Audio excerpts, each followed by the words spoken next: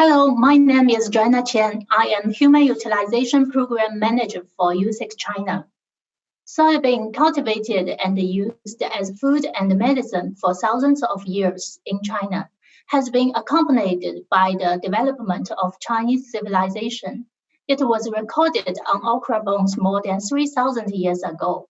Soy food, like soybean, has a profound and broad social foundation and long and vigorous vitality. The intention of tofu has made up for the deficiency of animal protein in China's food structure and played a great role in the propagation of the Chinese nation for thousands of years. Now, China is home to 1.4 billion soy consumers. The consumption of food-grade soybean mainly consists of tofu, soy milk, soy protein, and soy sauce. Soy food consumption continued to grow, up 100% in the past 20 years. In market year 1819, China consumes 102.4 million metric tons of soybeans, including 15 million metric tons in food and industry use. Meanwhile, the production of China domestic soybean is 15.97 million metric tons in 2018-19. This is a line chart of China domestic soybean supply and demand. The dark blue line is for China soybean production. It fell from 14.48 million metric tons to 11.78 metric tons since 2011 to 2016. And then over the next 2 years, there has been an average annual growth of more than 2 digits. There are two main reasons for this remarkable growth. The first one is the supply side reform. China was set to roll out supply-side reform measures to modernize agriculture, as featured in the annual #1 central document in 2016. After years of bumper harvest, China no longer struggles with food shortage, but structural problems remain. The oversupply of corn and the shortage of soybean, higher production cost, as well as an ineffective allocation of resources, add to the burden. This is exactly where structural reforms comes in. Under the guidance of this strategy, China changes the soybean target price subsidy to soybean growers subsidy to encourage farmers to switch corn to soybeans. Meanwhile, supply-side structural reform featuring quality-oriented production has motivated the industry to focus more on higher quality, more diversified soy food products with unique and desired flavor. The second is the trade dispute between China and the U.S. Since February 2018, the U.S. Department of Commerce recommended tariffs on imported steel and aluminum as a result of its ongoing investigation under Section 232 of the Trade Expansion Act of 1962. China and the U.S. trade relation starting to get complicated. The American Soybean Association has repeatedly noted the potential for retaliation against U.S. soybeans since then. Then the rest of the story is known to the world. Therefore, China further encourages farmers to grow soybeans and further diversify the origins of imported soybeans, importing more soybeans from Russia, Kazakhstan, Ethiopia, etc., to meet domestic demand. The red line illustrates a gradual rise of soybean consumption in food and industry use. It is projected the consumption will reach 15.15 million metric tons in 2019-20. However, according to dietary guidelines for the general population, which edited by Chinese Society of Nutrition, each person needs to take 30 to 50 grams of soybean or equivalent soy food every day. It is about 20.44 million metric ton soybean. So there is still a gap of 5 million metric ton from the ideal soybean consumption. This also drives USSEC team to work with China's soy industry together to force the customer preference on soy food.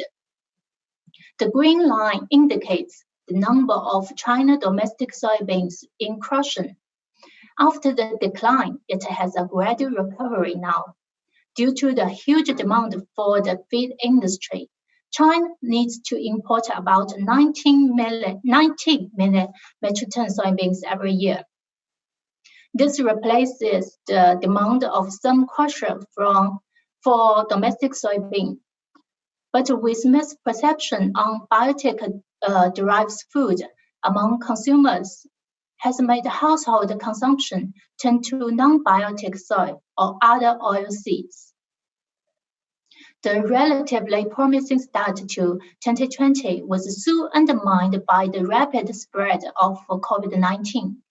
COVID-19 presents an unprecedented threat to both human health and global prosperity.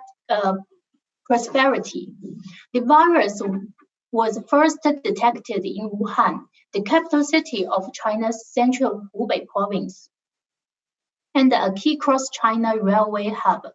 The government announced a lockdown of several key cities in Hubei province on January 23rd, eventually extended to other cities across the country, culminating in Beijing and Shanghai on February 10th. China's lockdown measures through February and March took an increasingly heavy toll on the economy.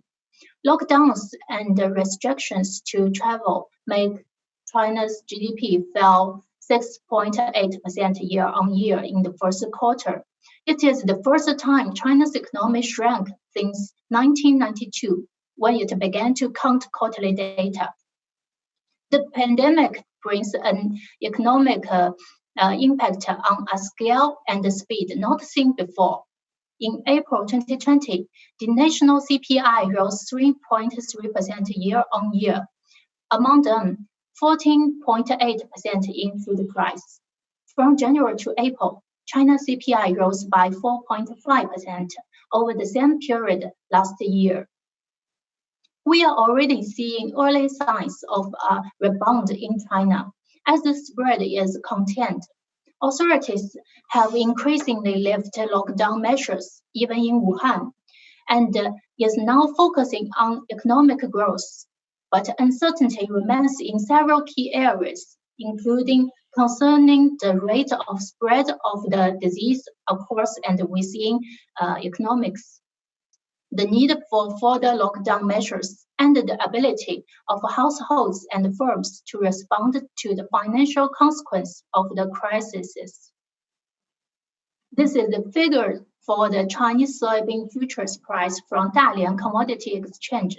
The dark blue line here is the USSEC, Shanghai Stock Exchange Composite Index. On February 3rd, the first trading day after the Chinese New Year, USSEC fell to 2746 in March due to the collapse of US stocks and overseas assets.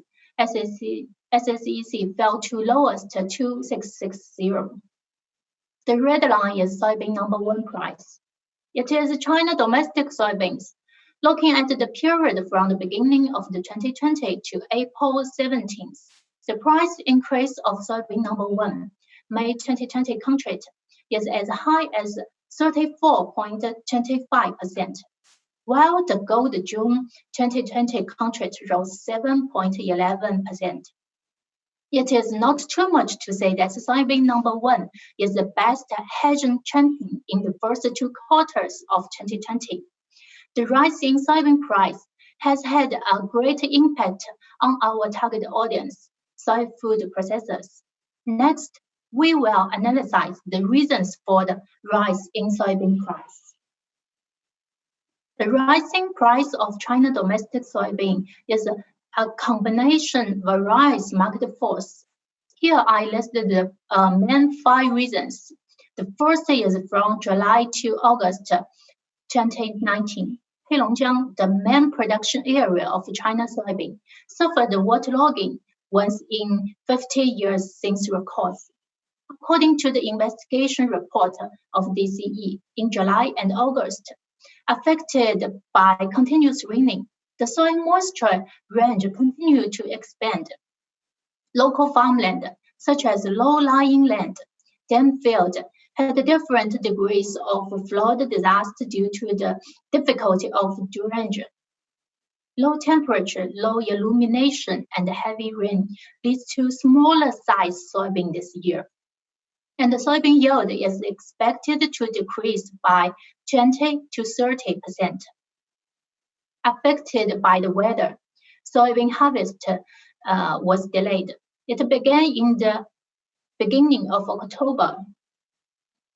Next is improve the standard of soybean number 1 future contract, which including the delivery quality standard, add crude protein standard, raise the requirements of crude fatty acid value and the protein dissolution ratio.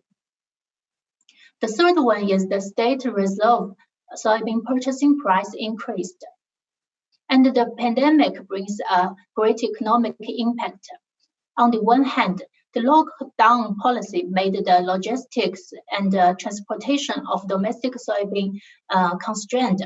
On the other hand, with COVID-19 spread globally, South America is facing prolonging the shipping schedule, strike risk, and the increase of ground transportation cost. This made South American soybean cannot arrive on time.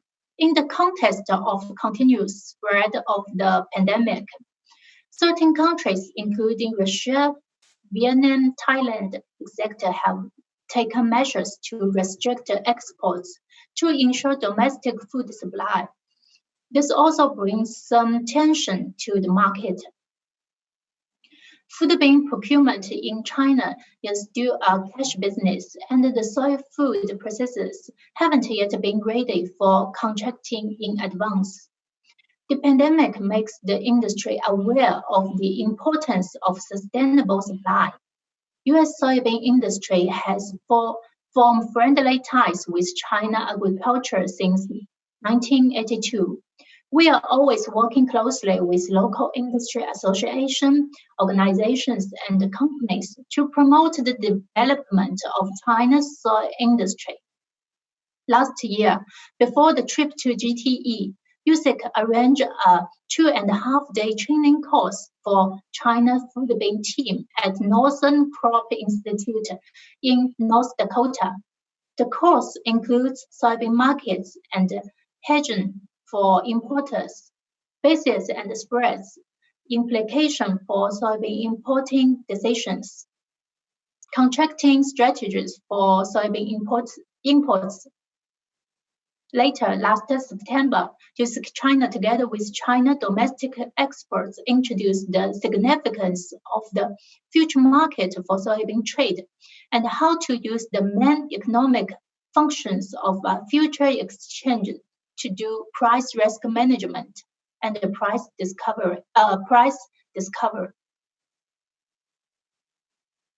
After the pandemic outbreak, we took the lead in organizing a virtual conference to provide solution and purchasing decision recommendations to China's soy food industry, which includes choose a stable supply, ensure supply by contract advancing, especially for IP food beans.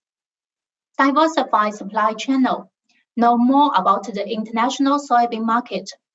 We are always here to provide you latest U.S. soybean information. USSEC, both the regional office and the team in U.S., keep acting responsibly to deliver world-class performance.